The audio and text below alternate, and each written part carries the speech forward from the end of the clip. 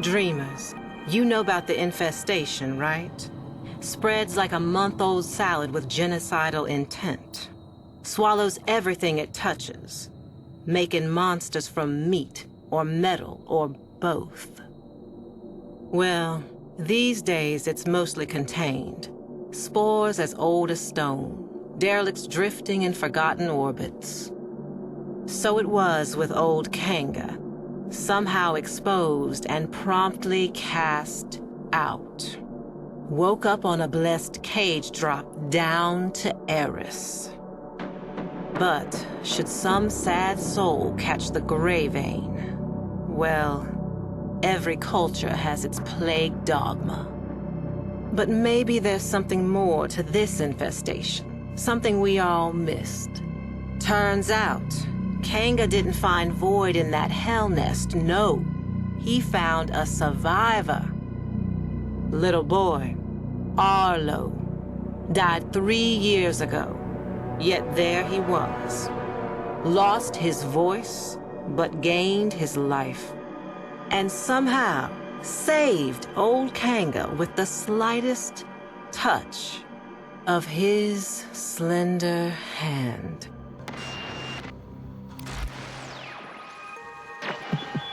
My mother was a cynical woman, smart as she was cruel. Nora, she said, no disease spreads faster or further than the ones in our head. She was talking about ideas. Mine was that old Kanga and his Wonder Boy would have been splayed out in some bio-trader's lab by now, or blood studies for the Grenier Command. Dreamers, I was wrong. Kanga's gray vein was just the beginning. White lung, parasitic liver, clone rot, even bone spurs. Turns out this kid, Arlo, is a healer. So many questions. An idea like that is like a flare dropped in Vol gas. Now the sick and curious are flocking the rails to see this emissary of Eris. And who speaks for Arlo the Mute? Why, old Kanga, of course. No more the outcast. It is he who is spreading the word of Arlo's gift. Even you, dreamers, may soon hear it.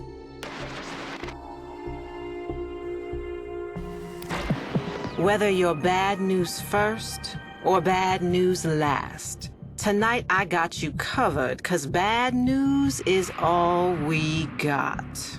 This emissary's word is spreading fast. A hot fever. Some are going to extremes to prove their devotion, trying the spores for themselves, and they're finding it too.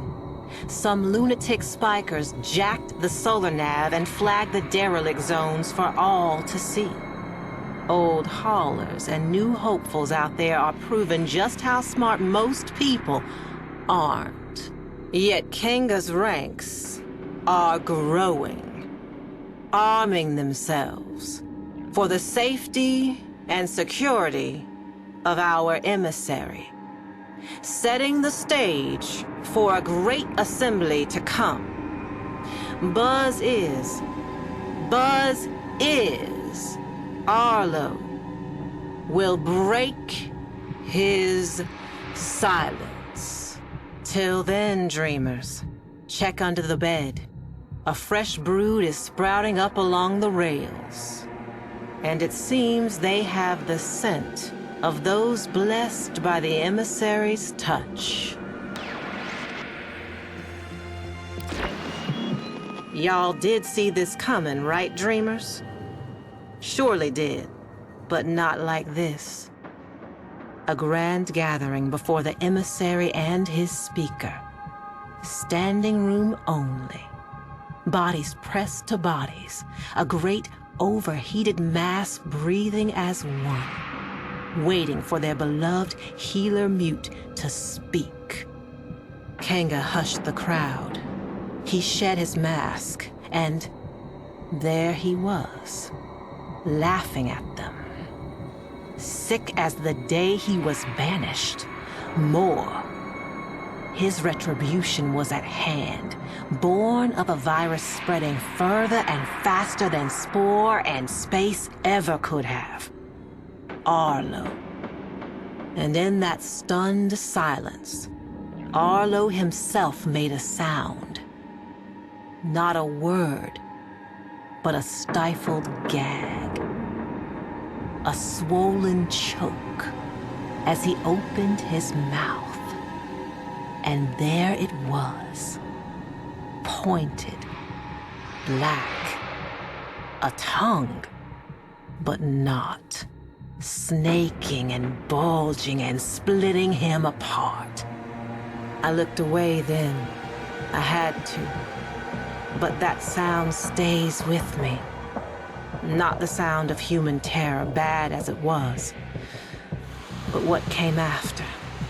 The grinding wet, the rattling flutter, the congregation converted in the truest sense. Dreamers, you all got your work cut out for you. Though this movement has lost its head, the body still lingers. It's a bad cycle, Dreamers. Arlo's devoted had a party and you're on cleanup detail. Derelicts are threatening every settlement from Mercury to Eris. And my sources say you're uniquely qualified to contain them. Meanwhile, I've been thinking, not about Kanga, but about what he actually found down there. Arlo, whatever he was.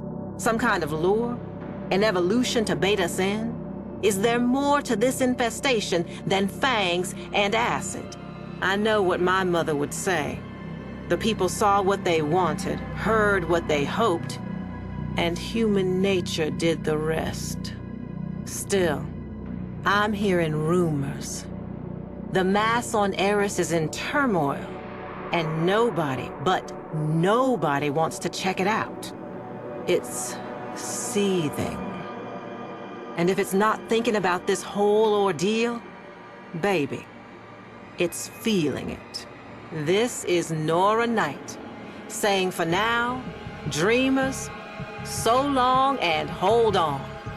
And listen, should you ever happen upon some vacant-eyed little kid someday, whatever you do, don't take him home.